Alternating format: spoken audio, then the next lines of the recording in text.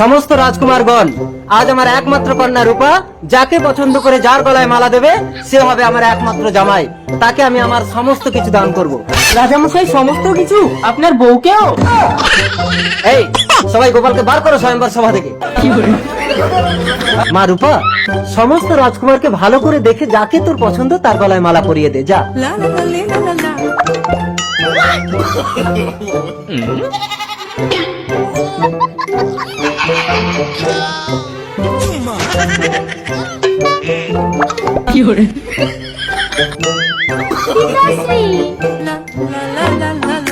তুমি প্রথম। আমার না না তুমি না না না না না না না হ্যাঁ এটাই আমার পছন্দ।